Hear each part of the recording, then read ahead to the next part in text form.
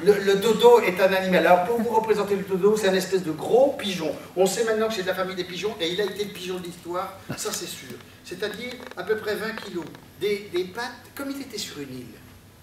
Et que sur cette île-là, il n'y avait pas de prédateurs. Le problème d'être sur une île où il n'y a pas de prédateurs. Vous qui vivez dans des milieux hostiles, vous êtes obligé de laisser pousser en vous des défenses naturelles parce que le monde autour de vous est menaçant. Donc vous êtes obligé de vous adapter en permanence. Alors que sur une île, pas besoin. Donc qu'est-ce qui se passe?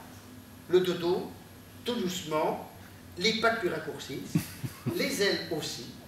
Ce qui fait que, comme les pattes plus raccourcissent, quand il se met à courir, il se met en boule, ça lui porte au cœur, il arrête de courir, il fait que piéter. Et il piète. C'est un animal piéteur. Il piète autour de son île. Vous n'avez pas de nouveaux messages. Menu principal. Pour écouter vos messages archivés, tapez 1. Vous n'avez pas de nouveaux messages. Menu principal. Pour écouter vos messages archivés, tapez 1.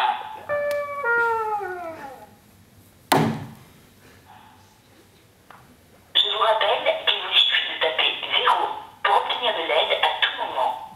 Je vous rappelle qu'il vous suffit de taper 0 pour obtenir de l'aide à tout moment. Je vous rappelle qu'il vous suffit de taper 0 pour obtenir de l'aide à tout moment. Je vous rappelle qu'il vous suffit de taper 0 pour obtenir de l'aide à tout moment. Je vous rappelle qu'il vous suffit de taper 0 pour obtenir de l'aide à tout moment.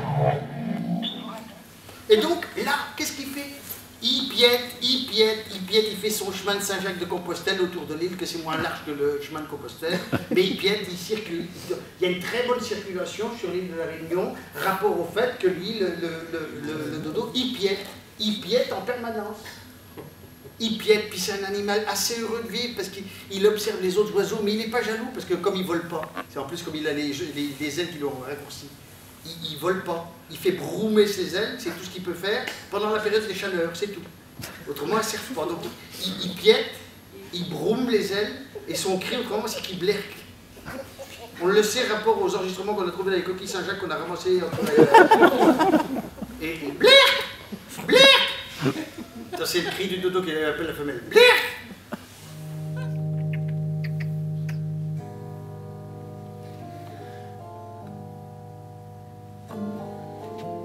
Parce que nous, ça va aller assez vite, cette présentation. Oui, je pense. Dans la mesure où la règle du jeu, elle est claire, que c'est totalement improbable la rencontre de ces deux univers.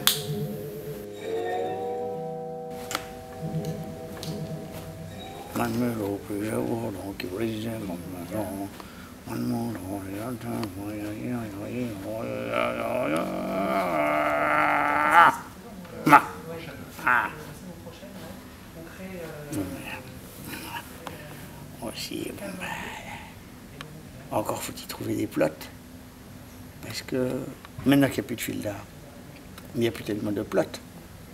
Moi qui tricote dans les trains, il y a plus, on trouve plus de laine nulle part.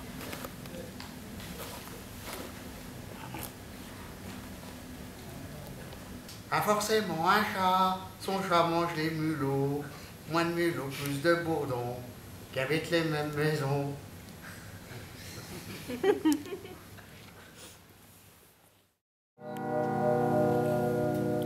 Lui, c'est le chef indien Kogi.